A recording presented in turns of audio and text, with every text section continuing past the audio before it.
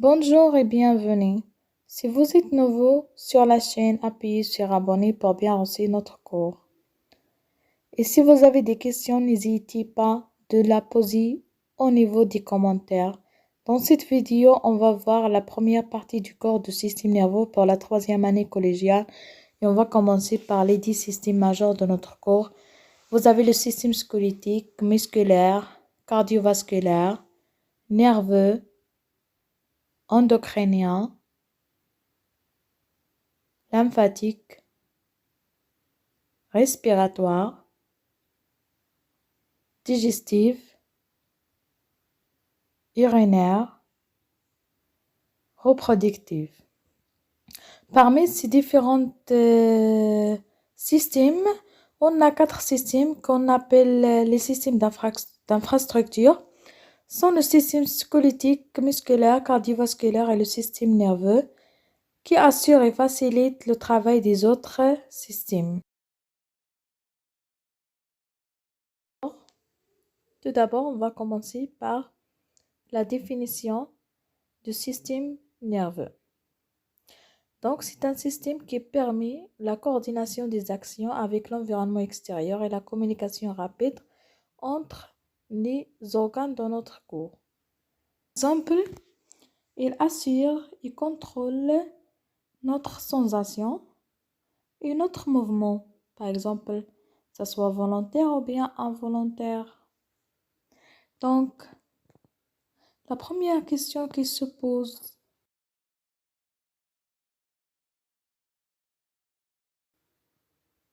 de quoi est constitué le système nerveux et comment fonctionne-t-il et comment ascertons les gènes du système nerveux? On va commencer par le système nerveux central. C'est quoi le système nerveux central? Le système nerveux central, il est constitué de l'encéphale et la moelle épinière. Donc, c'est le névrax. C'est quoi l'encéphale? Il est constitué de quoi? Donc, on a les 2 hémisphères du cerveau. Vous avez aussi la cervelette et on a le tronc cérébral. Donc, ça, c'est l'encéphale. Spinal. Il est attaché du tronc cérébral et constitue d'une région lombaire. Elle se situe au niveau, à l'intérieur, de la colonne vertébrale. On a aussi le système nerveux périphérique qui constitue de différents nerfs. Les nerfs crâniens, on a 2 paires, des ganglions et les nerfs spinaux. On va commencer par l'étude de la sensibilité consciente. La sensibilité consciente est une fonction du système nerveux qui permet à l'organisme de recueillir toutes les informations de son milieu extérieur suite à une stimulation qui a été captée par notre organe de sensation. Comme vous voyez dans le tableau, on a les organes de sens et leur excitation, ou bien les stimulateurs, et la sensibilité consciente. On va étudier aujourd'hui la sensation de la vision, la sensibilité de la vision et la sensibilité tactile. Tout d'abord, on va commencer par les aires sensitives ou bien les aires sensorielles qui se trouvent au niveau de notre cerveau. Dans le numéro 1, vous avez l'aire de la sensibilité générale. Numéro 2, l'aire visuelle. Numéro 3, l'aire auditive. Numéro 4, l'aire gustative. Dernièrement, vous avez l'aire olfactive. À ce moment-là, on passe à l'étude de la sensibilité visuelle. Donc, on va commencer par l'anatomie d'un œil humain.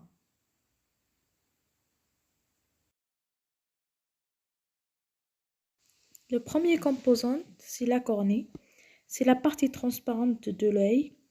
On a aussi les murs aqueuses, le cristallin, les murs vitrées et la rétine.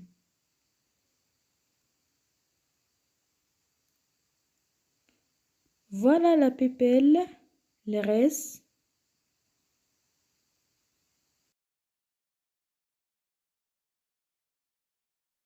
Le cristallin est constitue une lentille convergente qui va inverser l'image.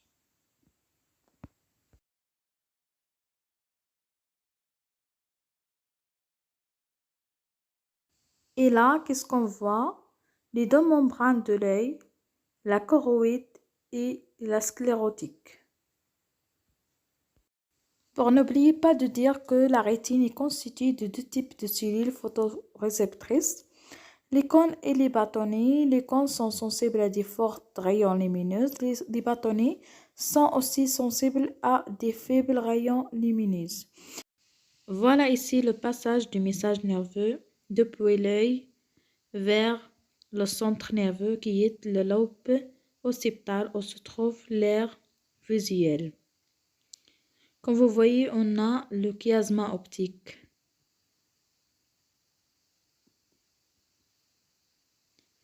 Donc, le récepteur sensitif, c'est l'œil, l'organe de son qui reçoit l'excitation de la lumière.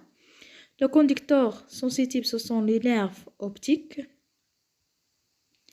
Et le centre nerveux visuel situé dans le lobe occipital du cerveau. C'est l'aire visuelle qui reçoit et interprète le message nerveux en une image normale. Maintenant, on va passer à l'étude de la sensibilité du toucher ou bien tactile. La peau est l'organe responsable de cette sensation. Donc, il est constitué de certains récepteurs. On a l'épiderme, le derme. Aussi, les corpuscules de Mesmer et de Pacini qui sont sensibles à les pressions. Et vous avez les fibres nerveuses.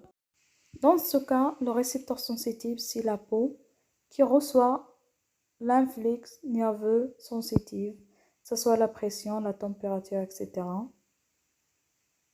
Les nerfs sensitifs de la sensibilité générale qui conduisent l'influx nerveux sensitif de la peau vers l'aire de la sensibilité générale, où il se traduit les messages nerveux en sensibilité consciente.